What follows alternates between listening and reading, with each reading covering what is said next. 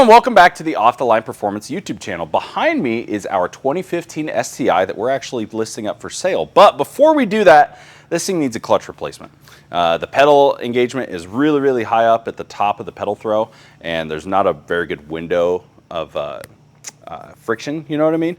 Like kind of how you can kind of slowly let the pedal out and it'll start to grab. This one's kind of an on and off switch. So those are two common things of a worn friction disc. So we're gonna get this transmission out, do a new clutch, and check out some things while we're on the way, make sure everything's healthy for its new owner to be, could be one of you guys. And we're also going to add one of our STI shifter bushings. So let's get into it. Step one, before you do anything transmission related or engine related, we're going to disconnect the battery. So let's get that done. One lead is enough, but I am gonna do two just to be safe. So to start off, we're going to take our top mount intercooler off so we can get access to our downpipe. So that's these two bolts here. And we'll just kind of let this sit off to the side. And then we have, that's a 13 on this one. Get that done. And then this car does have a speed density conversion, so we're going to unplug our intake air temp sensor down here. And now it's about ready to come off. We just got to get the worm clamps on the throttle body and the turbo. Okay, get that one loose. Now this top mount should come right off. I'm going to take the other support bracket off just to give myself a little bit of extra space.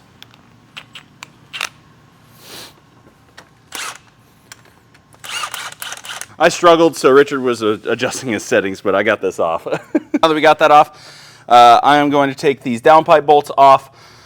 We're going to take our starter out, at least the top bolt, the signal wire, the power wire, and this car does have a wideband in it, so we're going to take that sensor out as well. So typically on the stock location setups, you have two bolts with nuts on the top, and then the rest are all 14mm nuts. This one has that aftermarket ATP turbo, so it just has bolts going straight into the housing.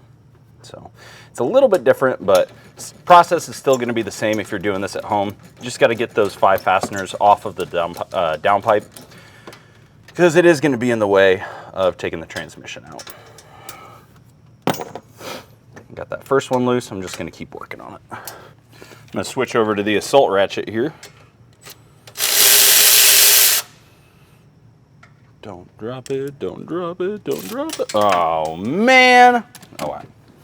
We'll get that one out from the bottom. All right, and the way that I try to do these when I'm working on customer cars, trying to be as efficient as possible, what I try to do is only raise the car up one time. So I'm gonna do everything I can to make sure that everything from the top is already loose, undone.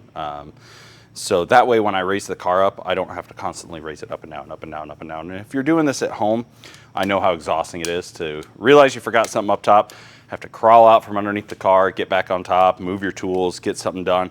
So as you're going through this process, just try to think of everything that is possibly going to have to come loose to get the transmission out the bottom.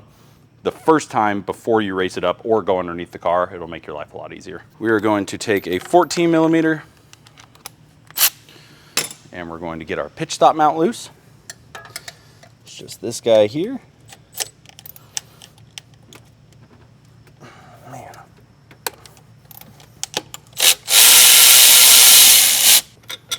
Okay, that's out. Put our washer on the bolt so we don't lose it. Then with a 10mm, there is a ground strap right here on the top. I'm gonna take that out. And now we'll get our first bell housing bolt out. This top one next to the turbo.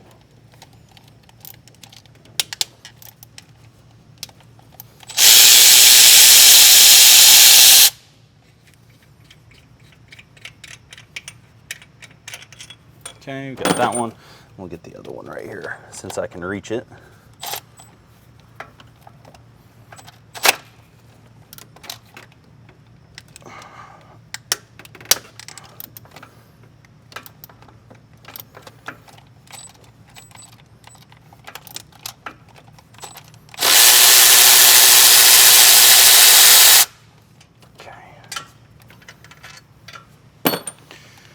Then we'll move over to the other side. So why don't you flip me here, Richard? All right, now we'll get our main engine ground and other top bell housing bolt out.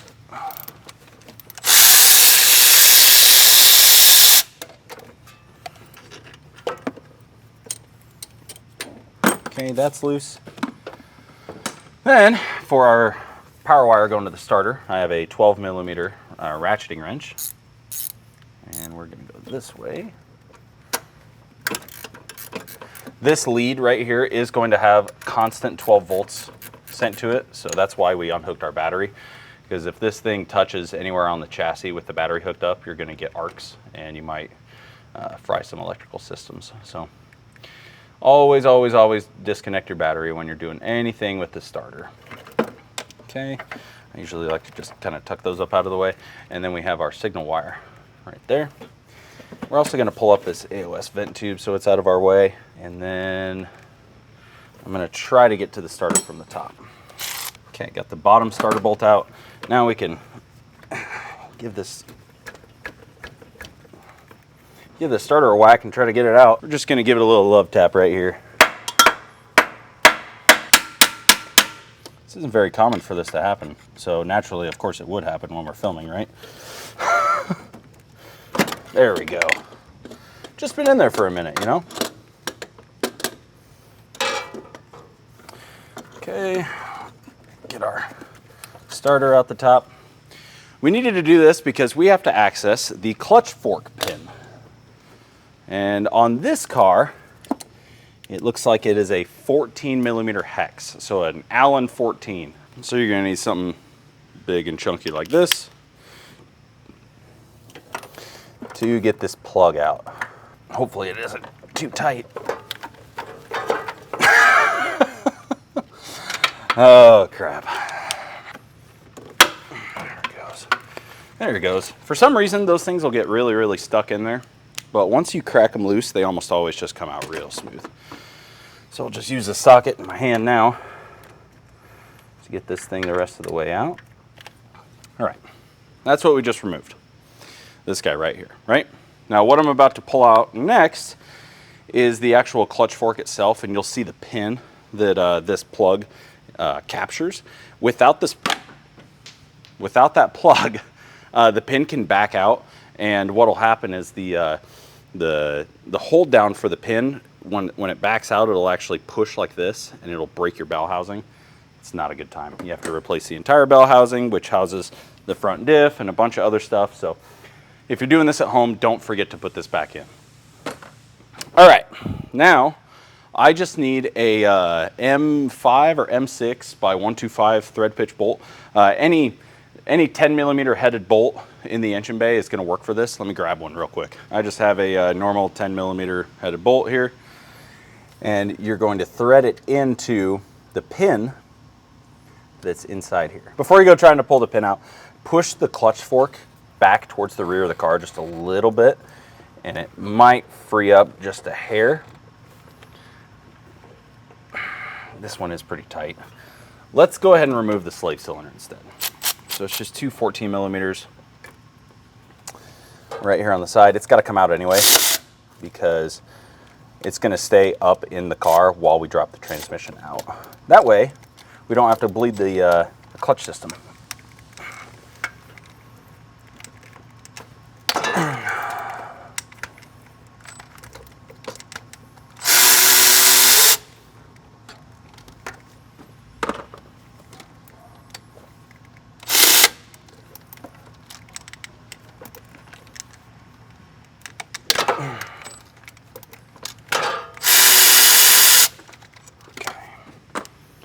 All right, that's done. Now what I like to do after I unbolt the slave cylinder, just kind of grab it by the hose here and just kind of set it up on something that'll stay put here. Because like I said, we're going to drop the transmission out the bottom. This is just going to hang out here. Now we got our fork nice and loose. We can grab that pin and just slide it right out. This is what it looks like. So like I said, it's got a little keyway that holds it in place, but there's two tie downs right here that we'll see once we pull the transmission out. So you want to make sure that plugs in. And then, yeah, this pin just has threads on the other side for a bolt. So use that to pull it out. Now let me think here for just a second. Oh, we do need to undo some electrical connectors here. There is a extension cable for our rear O2 sensor we need to unplug. And there is our DC-CD control plug that we need to undo. Okay. Our ground strap's already loose. Electrical connectors are out of the way. Let's get all of our tools cleared off up here in case we need them down below. And our next step is actually going to be taking the wheels off. We only need to take the front wheels off. We don't have to take the rears off. Let's go around to the other side. Next up, we are going to need a 32 millimeter socket here to take our axle nut out.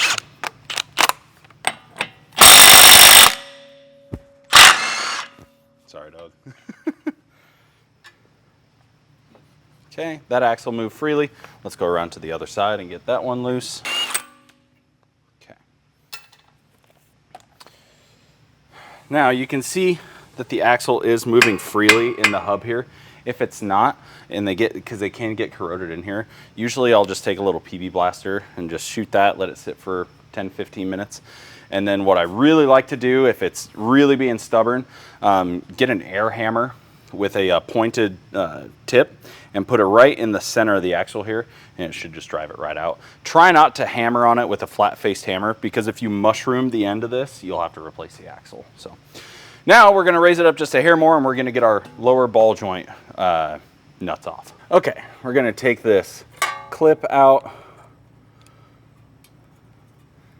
Not clip, what am I trying to think of? Cotter pin. We're gonna take this cotter pin out. All right, we're gonna do the same. Everything that I do here, I'm gonna do the other side. It's the identical process, so I'm gonna go knock that out real quick. I'm gonna take our trusty impact here, and we're going to take these nuts off.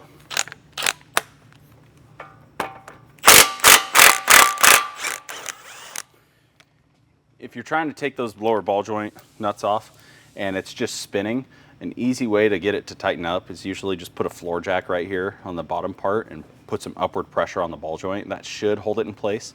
If you can't get it to stop spinning, you'll probably have to replace it. Take your favorite purse, and you're gonna hit right here on the lower control arm. That's gonna free up this, this lower ball joint right here. Prep your ears. All right, see how it wiggled there? I'm gonna go do the same thing to the other side. And with a pry bar, we can sneak it in. Usually I go through the back side here, try to hook it into this subframe, and then we're just gonna pull down and we're gonna move the hub towards the front of the car. Like that. Same deal over here. Ooh, that one reset. Okay, there we go. All right, with that done, now we can take the axle and just kind of swing the hub up out of the way and just set the axle off to the side like that. Now, before we continue any further, we are going to drain the transmission fluid out of the front diff housing and the lower pan here. While that's draining, I'm gonna finish taking our downpipe off. And then once the downpipe's out of the way, this heat shield needs to come out, and then our drive shaft needs to come out, and then we'll reconvene then. All right, so let's just do that. And for this Torx, it is a T70. So if you're going into this and you don't know if you have the right tools, T70 Torx is how you're gonna get this loose.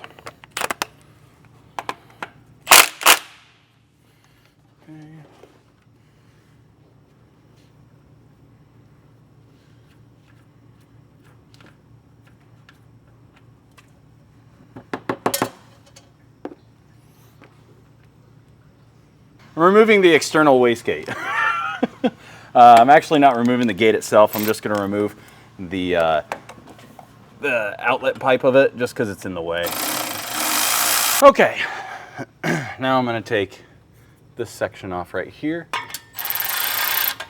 Downpipe should be ready to come out now. Oh yeah, look at that. Let's get that out of here. Looking good so far. It looks like we're gonna be doing an axle seal also. This one looks to be leaking. All right, we'll keep going. Okay.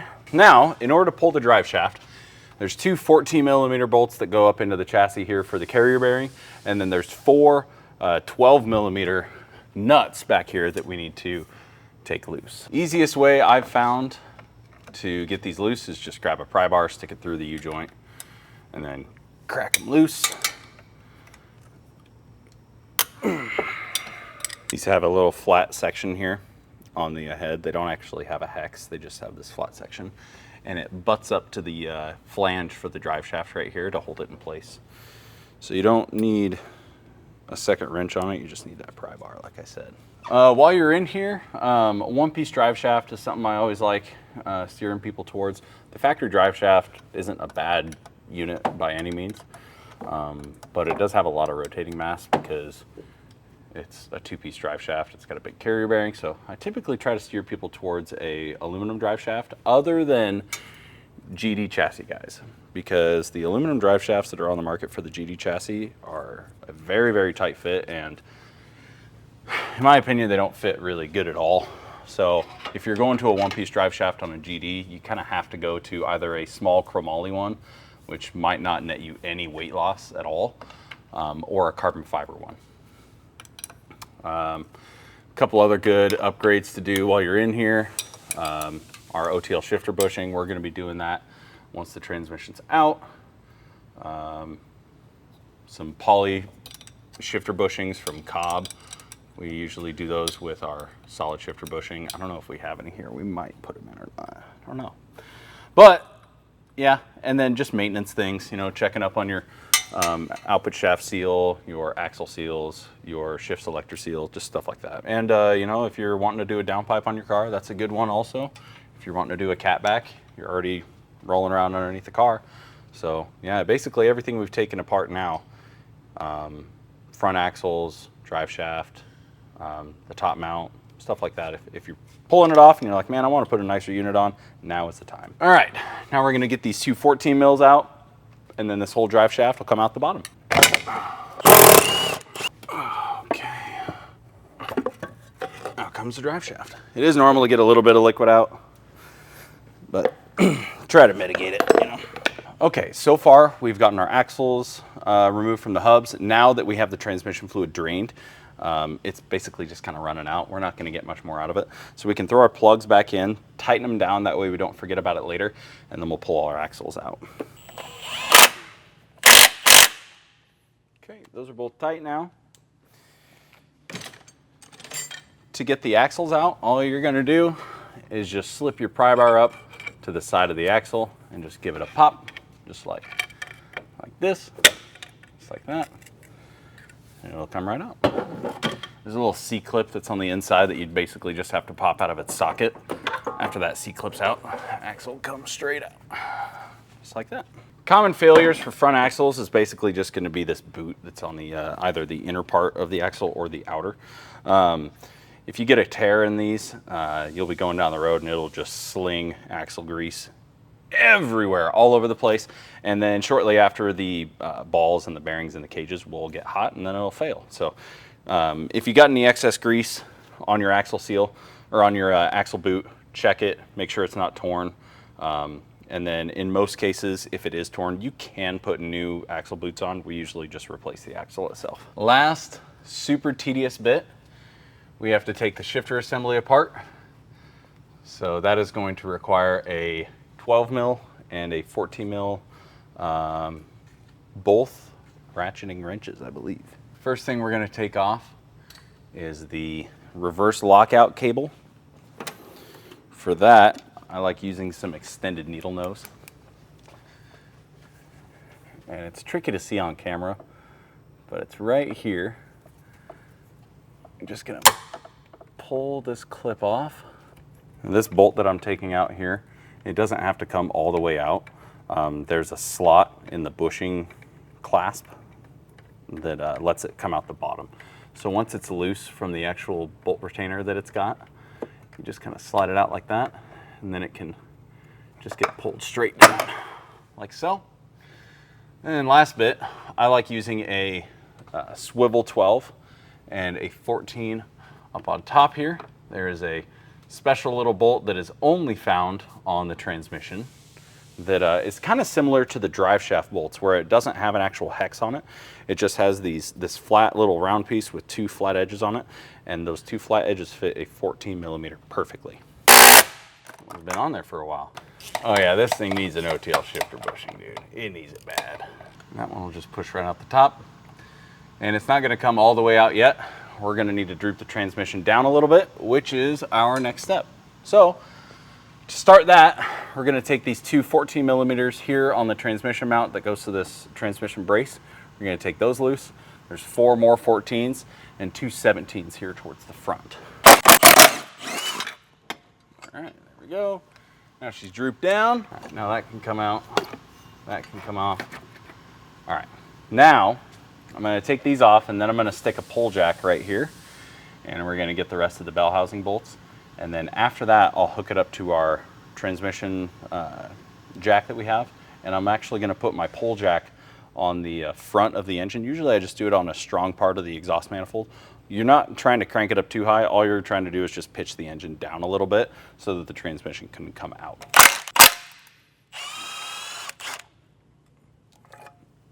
Okay.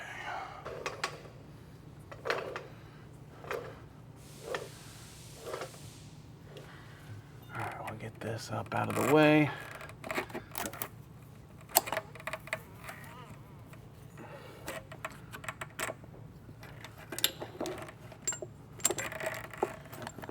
Okay, now we just have to remove a couple more bell housing bolts, and this thing should be ready to slide out. That's just gonna hang tight for a minute. We'll get this set up over here, and now grab our transmission jack. So doing this at home, how would they? So if you're doing this at home and you don't have a lift, I'm not gonna lie to you, you're gonna have a really tough time. I've met a couple people and talked to people that have done it on the floor, and it's totally possible. It just sucks, you know. Doing it with a lift is most definitely easier. But we have this special little bracket for our STI transmissions because we do so many of them. So we just have this little block here that the studs off the transmission mount set into, so it doesn't move around on me. But you can use just like a traditional transmission jack. Just make sure that you're using like a ratchet strap or something like that around the top to make sure that it's not going to slide off the jack on you. All right, last tool we need, hopefully, big pry bar. Stick it right here on the subframe and just push out. I'm going to drop this down just a hair.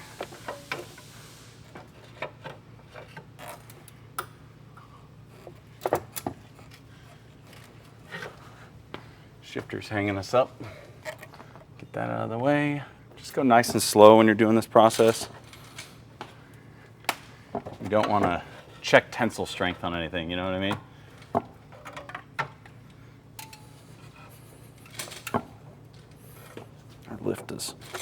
My lift is stuck on my lift. Ah, there we go. All right, so this is actually a competition clutch twin disc. Now it's going to be under a different company's name. Doesn't matter, it's the same great stuff. I forgot that this clutch was in here. So we're gonna pull this thing off and inspect it and make sure that it is worn out, because this is a very expensive clutch. If it is worn out, we're gonna replace it anyway. I already got one in our cart. When I take this thing off, I'm gonna be very careful because it is going to be extremely heavy considering it is a twin disc. So it's gonna have a lot of material coming off. There it goes. All right. All right, let's go inspect this thing. The friction disc material here is supposed to be 320 thousandths thick. Let's go back to Eric where he has a dial caliper and see if this is in spec or not. Because if it's not, we're gonna replace it. If it is, I'm probably gonna clean it, inspect it, throw it back in, and then we'll do some pedal adjustment, because usually, here's my rant. Usually if your pedal adjustment feels off or your friction bite is at the bite point of the clutch is really high up in the pedal, normally that means the disc is worn out, the clutch needs replaced, right? Because what's going on there, your clutch throw depends, the bite point depends on where or how thick this material is right here, right? Because as this wears down and gets thinner and thinner and thinner, the more you have to release the clutch for the pressure plate to put pressure on here. Does that make sense? So typically I tell people from the factory, never adjust your clutch pedal. Leave it alone. Once the pedal feel is really far out, you need to replace your clutch. Don't adjust it, because all you're doing is adjusting the clutch pedal into a worn disc. And then once you replace the clutch, like you're eventually going to need to, you're going to have to redo your pedal adjustment. So I try to tell people to keep the pedal adjustment where it is from the factory. Unfortunately, if someone's messed with it in the past, you're kind of screwed. You know, you have to try to get it back to where it's supposed to be.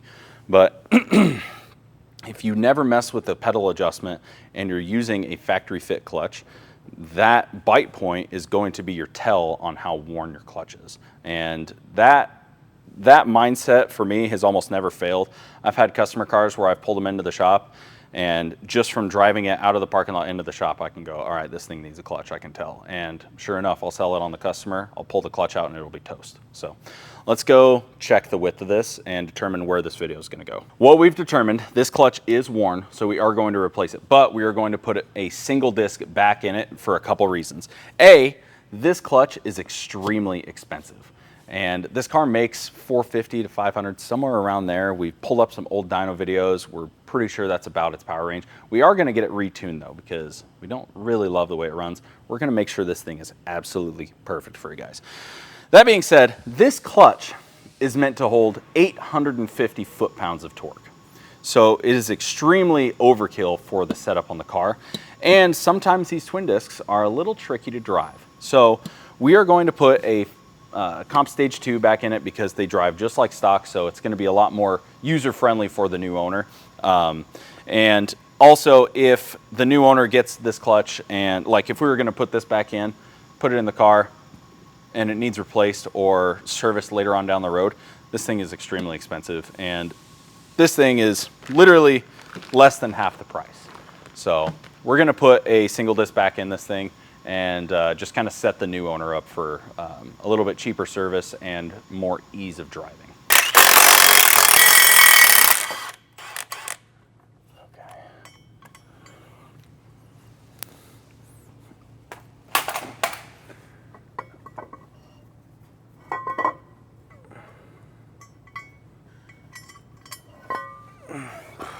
All right, so I've got this thing all packaged up. I'm going to give this to Gage and let him send it off for rebuild, and we'll use it on a later project. Let's get this out of the way. All right, we're gonna get our OE flywheel here, put up in. Okay. And I'm gonna try to make sure it doesn't fall on my face. I'm gonna use a little red Loctite on all of the flywheel bolts. Absolutely a must. I've had a couple cars come in after a clutch job at other shops that didn't Loctite these flywheel bolts, and what'll happen is the flywheel will actually chatter on the crankshaft, and it'll create these micro friction welds and make all these high spots on the on both the flywheel and the crankshaft. And if that happens, you have to take the crankshaft out and get it machined. And for a Subaru at least, that means the entire engine has to be gone through again. So don't forget to do this. Do not forget to Loctite your bolts. And I'm gonna tighten these down with just my little zip gun, and then we're gonna go through and torque them all down to 55 foot-pounds. Okay, let me go get my torque wrench. If you're torquing down your flywheel by yourself and you can't get it to stop moving, this is a really, really easy way to get it to stay in place. All you do is just put one bolt on your pressure plate. I'm actually going to flip this around, but you put one bolt on your pressure plate, bolt holes with a wrench, and you put the closed end of the wrench onto this stud. That way it doesn't move. Or you can buy the Company 23 flywheel lockdown tool that I don't have. Mark, what's going on? What are we doing here? let me get one of them. Let me get one of them. They are on our website though. Start torquing these down. I'm gonna get a longer extension. Sometimes these threads are so tight with the Loctite that some air gets trapped underneath and you kind of gotta spin this thing in, get all that air out. Okay, like I said, we are going to be putting on the competition clutch stage 2. This clutch is rated to hold 485 foot-pounds if I remember right. So even if this car does make 500 wheel, which we've now confirmed off camera that it doesn't, if the new owner does decide to put it back on the dyno, turn up the boost a little bit, you got until 480 foot-pounds of torque, which is quite a ways on a Subaru before this thing's gonna give out. So we're gonna take our pressure plate and our friction disc, and the big chunky side that has all the springs and everything, that is going to go on the transmission side. And then we are going to take our Company 23 alignment tool and we're gonna put this thing on. Let's go. All right, we're gonna get this set on here. Alignment tool's in. Bolts put in here so it doesn't fall off. Dude, sometimes the frickin' lock washer gets stuck on these bolts and it gets stuck down so that you can't actually start the bolt. All right, I am gonna use my zip gun again and we'll get them all snug and then we'll go back around and torque them all down. All right, we're gonna torque all these to 13 foot-pounds. These are all a little over torqued, but honest to God, I always tighten these more than 13. I usually go up to 20 anyway because I don't want them coming loose and I've never had one fail. Now we have just a few things to do on the transmission before we put it in, but we're gonna break for lunch, so we'll be right back. Dude, wouldn't it be funny if the social media manager himself, jayybradyy, started washing a car right as we started filming? Wouldn't that be funny? Wouldn't that be funny if Jay just f***ed up the whole video? I'm gonna talk over Jay's mom, who's washing her Forester real quick. We are going to be installing one of our OTL shifter bushings, which is right here in this box. It is going to replace this plastic shifter bushing. I'm gonna put the mic down, but let me show you why we upgrade it.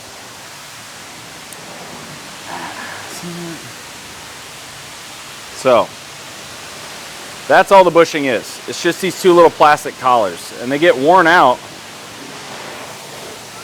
Thanks, Jay. And they get worn out, and then you get a sloppy feel, right? So we're gonna throw this in the garbage and put ours on.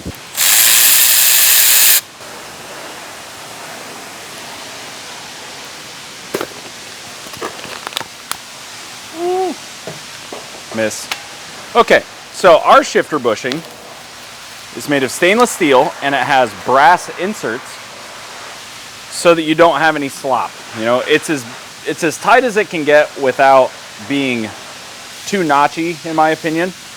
So all you're gonna do, if you're at this point where you have the transmission out, you just loosen this 12 mil and you just put it in place. The most important thing is that you have this oriented correctly. There is two different lengths here. So, you see how this one's a little bit short? You just wanna make sure that you have the correct length in this way and that it is slightly off to the right side, just a little bit. We're gonna pull this one out. This one in, just like that. And then I'm gonna reuse the factory hardware because I have it here, but ours do come with their own pieces of hardware, and both the OE and ours have lock nuts. When you're putting this thing on, what I want you to do is tighten it all the way down like that. And then I want you to back it off a half a turn. It's not gonna come loose because, again, this is a lock nut. It's gonna stay put no matter where you put it on the bolt. So we're just gonna back it off a half a turn.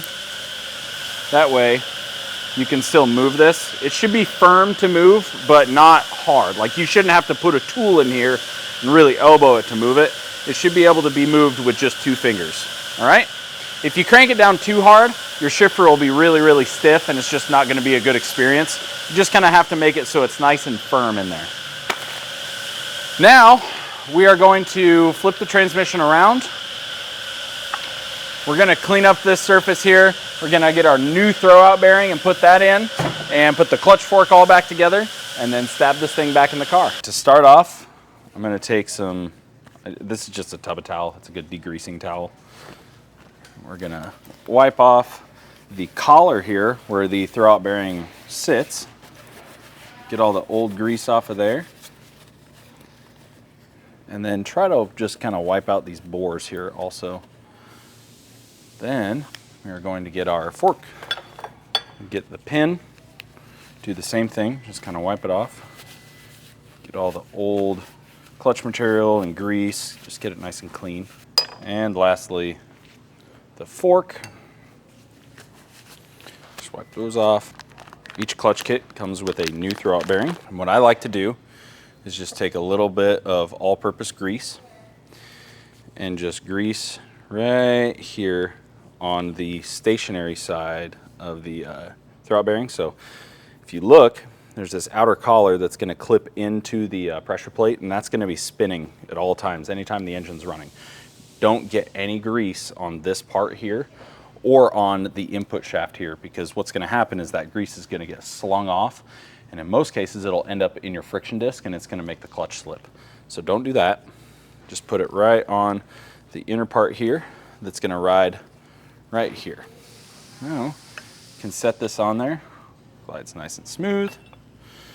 Get our fork, slide it up through here, and I'm actually going to put a little bit of grease right on the ears of the fork right here.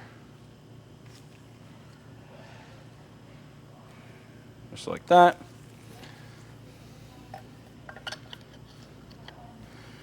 And then the last piece that we need to grease is just the actual pin itself.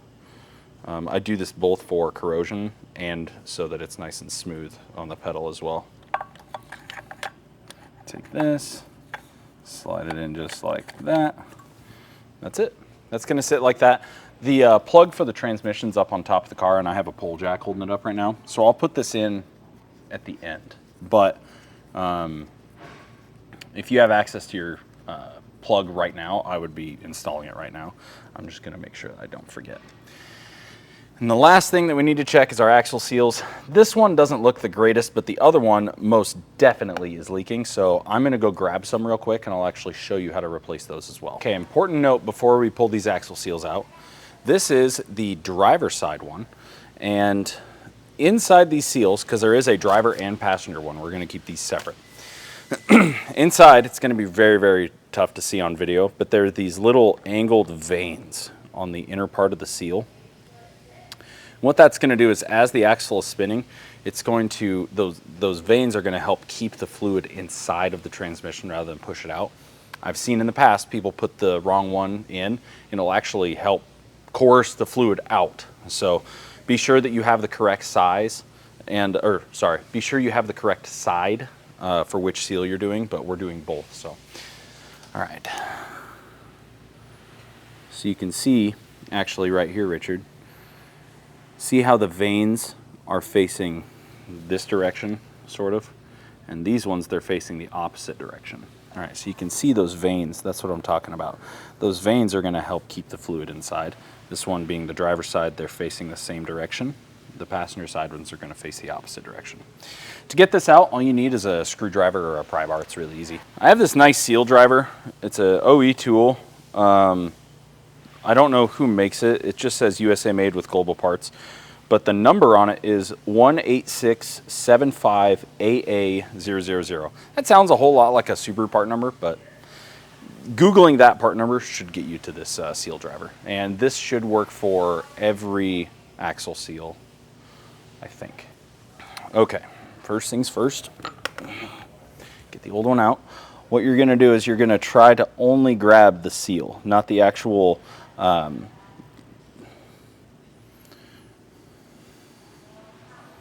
there's a word for this. I call them sundials, but just the diff retainer. You're gonna try to just grab this, not the diff retainer. All right, we're just gonna, just like that. Then we'll wipe it out with my towel. Trying to get any foreign material out of there. Get it nice and clean. Then, the trick to this tool, you kind of have to start, see how it has this lip on the outer edge? what you want to do is kind of start it in sideways, and then you just push it to one side and kind of try to walk that lip into the tool, or else you'll pinch it, just like that. Verify that the spring is on the seal, which it is.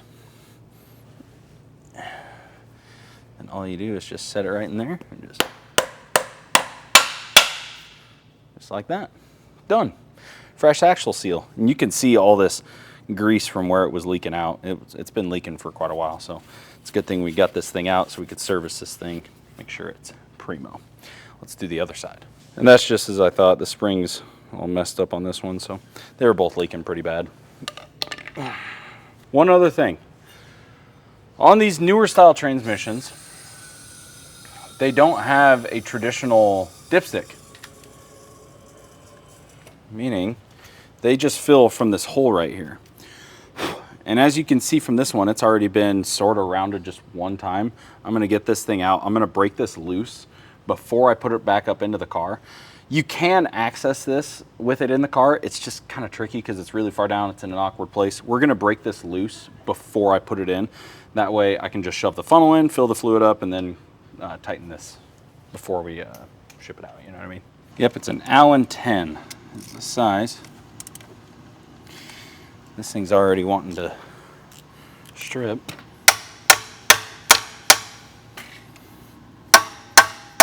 There it goes. Manual impact driver, good tool. Good tool to have in the arsenal. Now that we got that broke loose, it'll be easy to pull that cap off in the car. We'll just get this thing set back in.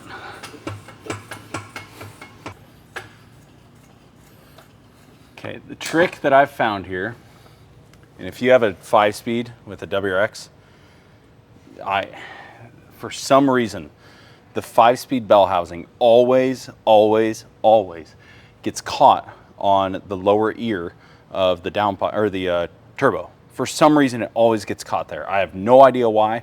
Sometimes they'll go straight in, sometimes they'll come straight out. Don't know, but with these STIs, what I normally do is tilt the transmission and try to line up the bottom engine dowels if you can. Because once you have those sort of set on, the move that I try to do is push up on the tail shaft and just shove it straight in. Sometimes I have really good luck with it. Sometimes I have to fight it a little bit. So hopefully this one's an easy one. But a secret tool that can make it a lot easier is this is just a output shaft from a factory drive shaft that we cut off. Because I'll slide it in here, and when I'm shoving the transmission on and trying to get everything lined up and meshed, I'll just twist this, and it's gonna spin the input shaft ever so slightly, and it's gonna hopefully make it line up. So let's do this. All right. Okay, I'm gonna go for it, all right?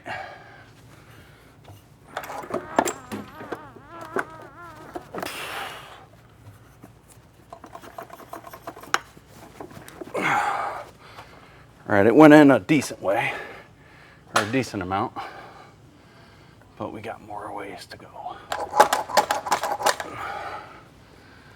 Yeah, she's trying to fight me already. Whenever I get to this point, if it's not going the way that I want, always stop and check your bell housing mating surface. Make sure that you don't have a connector or a hose or a cable or whatever it could be that could be blocking that that surface from mating, because I've pinched a couple of ground straps in my day and it's not very fun to have to take the transmission back out for a cable. So we're gonna raise the front of the engine up just a hair more. Try to get this angle where we want it. There it goes. Okay. Come over here, Richard. See how far out the bottom dowel is? Now you got quite a bit of thread sitting there. That's how you know you're far enough in. If you're gonna try to suck the transmission into the engine and it's not to this point yet, I would stop and try to figure out what's not working or what's not meshing. Because if you don't have the input shaft into the pilot bearing and you go cranking it in, it can damage the input shaft, it can mess up the crankshaft, it can mess up the pilot bearing, it can do a whole bunch of damage. So just make sure that your bottom dowels are at least this far sticking out, meaning the transmission is that close to being mated together. What I like to do at this point, I'm out of breath, that was a lot of work. Grab one of your shorter bell housing bolts, and I like to put it in this hole that goes just below the turbo. Put that one in, then grab this other one and put it in this side. That way, the two bolts are about 180 degrees apart in terms of where they're at on the bell housing. You can kind of tag team those two bolts to pull the transmission in without messing anything up. Now what we'll do, before we raise the transmission back up, I'm going to try to get the majority of this shifter assembly put back together, just because it is a little bit easier to do with the transmission drooped down. But the transmission and the engine are mated together. Transmission's effectively in now. Don't be scared of it hanging on two bolts, because you also have the dowels and the input shaft and everything holding it up. It's not going to go anywhere. You're going to be fine with just two. Okay, now let's get this where it needs to go, just down here. Get this right here. Okay, we got our new shift bushing in there. We're going to tighten up the bolt that goes through the top. Okay, that's in. Now we can get the pull jack on it. That's really the only tricky part to get at when it's raised all the way up on the mount and everything. Next up, take this bolt, put it through here, and get it. I have to get it up a little bit higher. There we go. All right, that's into that socket now. And I'm gonna go ahead and throw our reverse lockout cable eyelet on. All right, that's in. Now we're gonna tighten this down here. That's our 14 millimeter on a ratcheting wrench. All right, that's nice and tight. Now we can raise this up into its hole, and we'll put that transmission cross brace back on. This is just gonna sit right on these. Yeah, these two and these four are all 14s, and the front ones are 17s.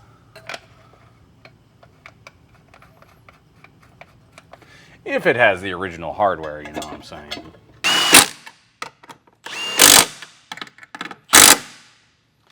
All right, transmission's in its home. Let's get this stuff out of the way. Okay. At this point right here, you can put the drive shaft in, you can put the downpipe on, you can do all that stuff underneath. But before we do that, I'm going to go up top and I'm going to put the slave cylinder back onto the transmission, and then I'm going to engage the throwout bearing. That way, if for any reason that clip doesn't seat and I can't get it to seat, I don't have to undo everything I just did to pull the transmission back out and reset the throwout bearing clip. So let's get all the stuff out from underneath the car, Richard, and lower it down real quick. All right, here's that plug that we were talking about earlier. I'm gonna put that back in so we don't forget. Like I said, we're gonna bolt our slave cylinder back in and then engage the throwout bearing. That way we know that we can put everything back together. Because I have had it happen before where I put everything back together and then my last step effectively was to engage the throwout bearing. And then it won't clip in. So then you have to take everything back apart, and you want to just go dive out head first into traffic, you know. That's on. Let's get these two 14s we had on our slave cylinder over here.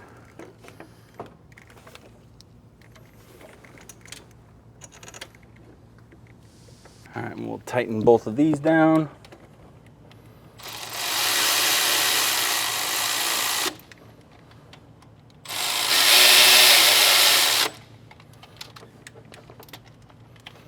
Sometimes these slave cylinders can be a little pesky, and you have to open up this bleeder, force a little bit of fluid out, just to get it to set in. Okay. Oh yeah, now she's set. Now she's set. Hey Parker, what? Why don't you hop in this fine vehicle here and actuate that clutch for me? I don't sit in Subarus. Oh yeah, you do. This guy loves sitting in Subarus. This guy loves Subarus. All right, let's watch. Parker's gonna move the clutch pedal. Yep. Oh, look at that. Look at that. Perfect. You're good. We don't need to bleed it or anything. I was just making sure it moved. No, that's okay. It doesn't have the spring on it right now. You're okay. I might need to bleed it just a hair too. I just let some fluid out of it. Okay, now we are going to do the exact same process we did to get it out, all in reverse. So I'm going to put the drive shaft in, the downpipe, exhaust, heat shielding, all that stuff. Then we'll throw the top mount on. Hopefully we don't have to adjust the pedal. I'm really, really hoping we don't have to adjust the pedal because it kind of sucks to do. But let's throw all this stuff back together. We try to put everything that we install on these videos on our website. So if you see something that we're installing in any of these videos, it should be on our website. And if it's not, email us, we'll figure out how to get you. Second car wash of the day. But since we broke our fill plug loose early, I just pulled that out. We're gonna sneak our little funnel down into here before we put the top mount on. You can access it with the top mount in, but it's just easier to do it with it out. And then we have 4 quarts of Motul Gear 300 we're gonna be putting in. Oh, by the way, did I mention that we keep Motul in stock locally? So if you need gear oil, come by. We are based out of Des Moines, Iowa, Richard. We are located at 2035 East Ovid Avenue, Des Moines, Iowa, 50313. Just look for the parking lot with all the really cool cars outside, you know?